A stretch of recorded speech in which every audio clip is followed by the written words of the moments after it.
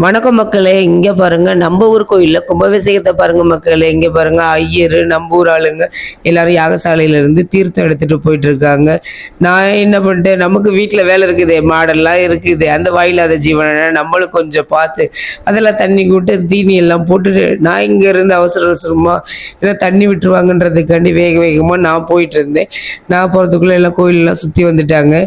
ஒவ்வொருத்தரா வந்து அந்த ஏணிப்படியில ஏறிட்டு ஏறி அந்த கோபுரத்து மேலே ஏறி வந்து பூஜை பண்ணிட்டு இருக்காங்க மக்களே. இங்கே பாருங்க, ஏன்னா வந்து கொஞ்சம் கொஞ்சம் ஆளுங்க வந்து காப்பு கட்டி இருக்கிறாங்க, அவங்கள மட்டும் ஏற விட்டாங்க, மற்றவங்களாம் ஏறலை. ஏறி அங்கே போய் பூஜை பண்ணிட்டு இருக்கிறாங்க. இங்கே பாருங்க, நம்ம ஊரை பாருங்களேன். நம்ம ஊர் வந்து ரொம்ப பெரிய ஊர்னா கிடையாதுங்க, கொஞ்சம் சின்ன ஊர் தான். அவங்களால முடிஞ்ச கோயிலை கட்டியிருக்கிறாங்க. கொஞ்சம் சின்ன கோயில் தாங்க, ரொம்ப பெரிய கோயிலெலாம் இல்லை, சின்ன கோயில் தான் கட்டியிருக்கிறாங்க.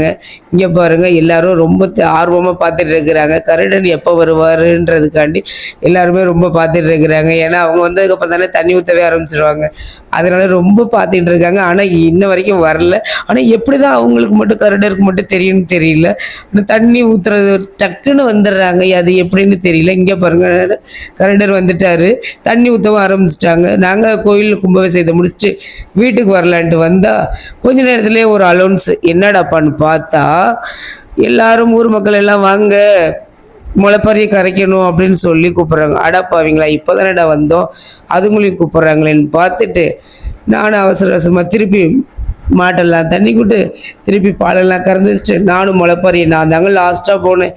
நம்ம முளைப்பறி கரகத்தையும் எடுத்துக்கிட்டு கரைக்கிறதுக்கு மனசே இல்லைங்க. ஏன்னா ரொம்ப கஷ்டப்பட்டு செஞ்சதுனால எங்களுக்கு மனசே இல்லை.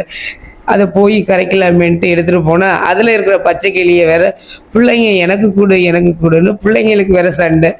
இந்த கிளியை கேட்டுக்கிட்டு சரி நாங்கள் மனசே இல்லாமல் ஒன்று ஒன்றா கரைச்சிட்டோம். இங்கே பாருங்கள், கரைச்சி முடிச்சுட்டு நம்ம பக்கத்தில் பிள்ளையார் கோயில் இருக்குது, அங்கே வந்து சாமி கும்பிட்டுட்டு நம்ம